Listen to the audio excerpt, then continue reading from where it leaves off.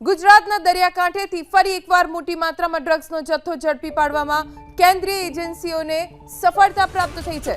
ભારતીય કોસ્ટગાર્ડ અને Gujarat anti terrorist સ્ક્વોડે સંયુક્ત કાર્યવાહી કરી ગુજરાતના દરિયાકાંઠેથી 1800 કરોડ રૂપિયાના ડ્રગ્સ ભરેલી બોટ જપ્ત કરી।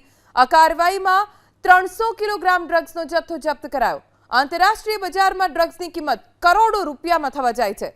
પોરબંદરથી 190 કિલોમીટર દૂર દરિયામાં આ ઓપરેશન હાથ ધરાયું। કોસ્ટગાર્ડની શિપને જોઈને પાકિસ્તાની બોટના ચાલકો ડ્રગ્સને દરિયાના પાણીમાં ફેંકીને ભાગી ગયા, જે બાદ કોસ્ટગાર્ડે પાણીમાંથી ડ્રગ્સનો જથ્થો બહાર કાઢ્યો। આ ઓપરેશન 12-13 એપ્રિલે હાથ ધરવામાં આવ્યું। આ કાર્યવાહીમાં જપ્ત કરાયેલું ડ્રગ્સ મેફેડ્રોન હોવાનું સામે આવ્યું છે। 13 એપ્રિલની રાત્રે બોટને આંતરરાષ્ટ્રીય દરિયાઈ સીમા રેખા નજીક અટકાવવામાં આવી, જેની તપાસ કરતા ડ્રગ્સ મળી આવ્યું। જો કે બોટની રાષ્ટ્રીયતા અને ક્રૂની માહિતી હજી સુધી સત્તાવાર રીતે શેર નથી થઈ।